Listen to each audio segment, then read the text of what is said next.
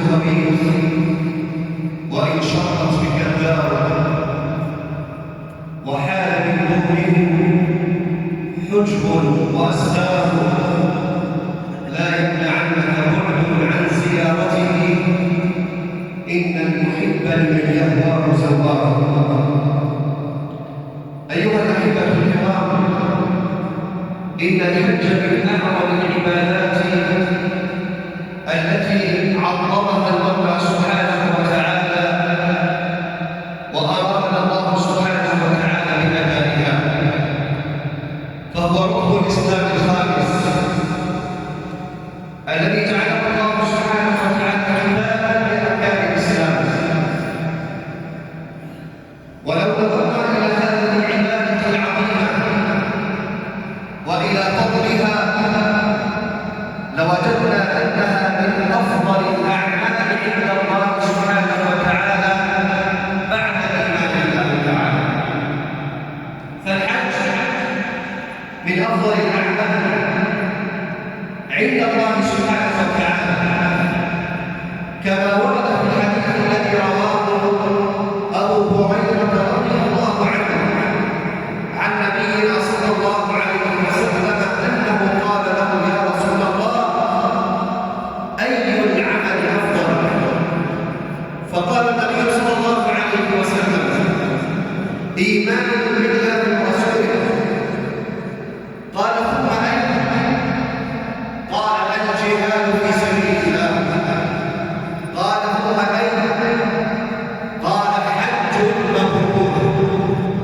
فالحج المبرور هو من أعظم العبادات وأفضلها عند الله سبحانه وتعالى.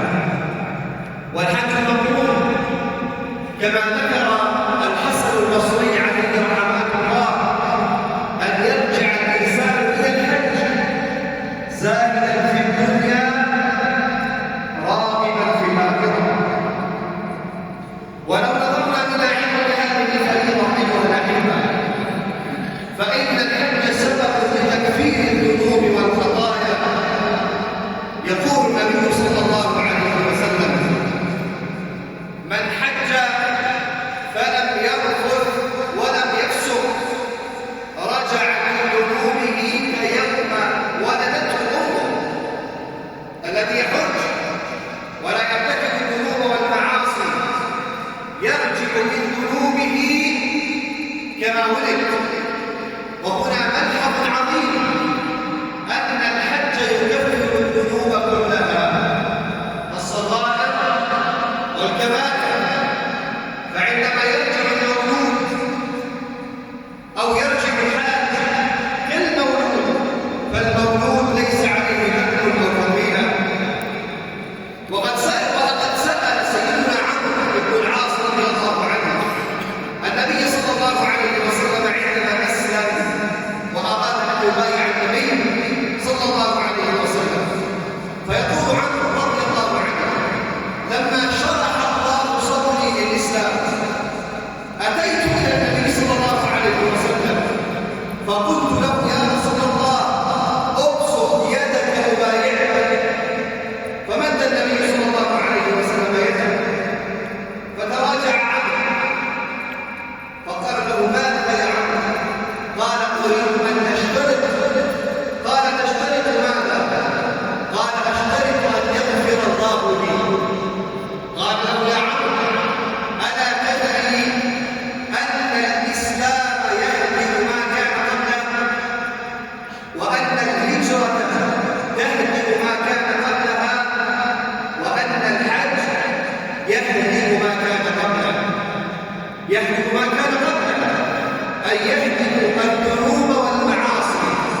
فإذا حج الإنسان رجع من غير ذنوب أو معاصي.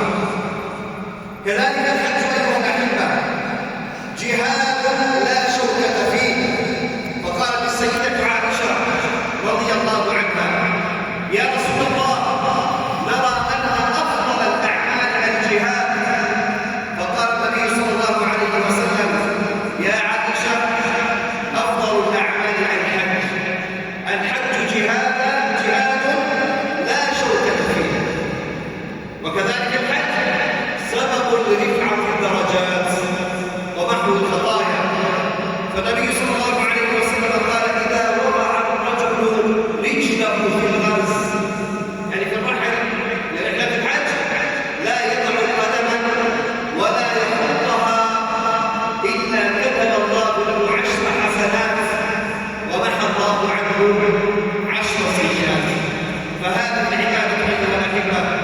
من أفضل الأعمال